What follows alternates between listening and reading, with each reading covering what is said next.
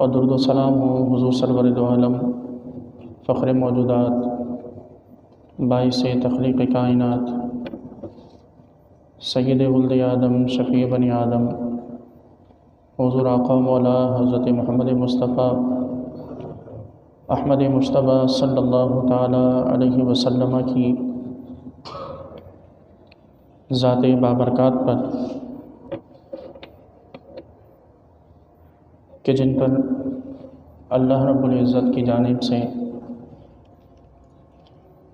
ایک لمحے کے لیے موت طاری ہوئی اور پھر رب تعالیٰ نے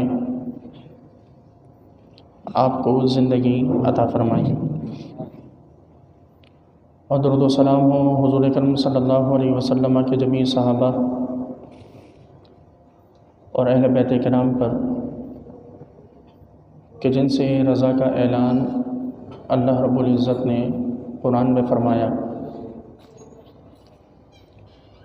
اور درود و سلام ہو اس امت کے جمیع علماء، اولیاء، صلحاء اور شہداء پر جن کے درجات کی بلندی اور حیات جاودانی کا تذکرہ اللہ رب العزت نے قرآن میں اور رسول اللہ صلی اللہ تعالیٰ علیہ وسلم نے اپنی احادیث طیبہ میں فرمایا۔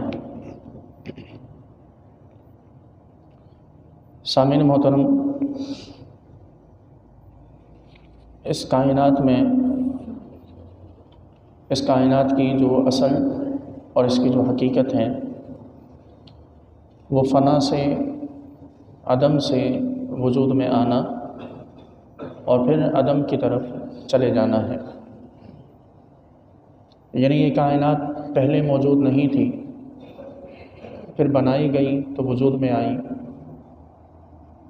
اور اس کا آخر، اس کا انجام اور اس کی انتہا بھی یہی ہے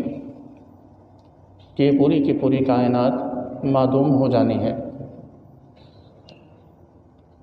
بقا صرف اور صرف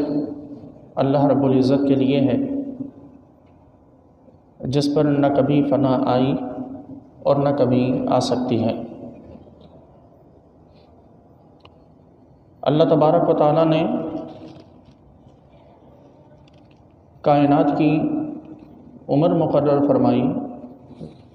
جو وہ یا اس کے بتائے سے اس کا رسول صلی اللہ علیہ وسلم ہی جانتے ہیں کہ جب یہ تمام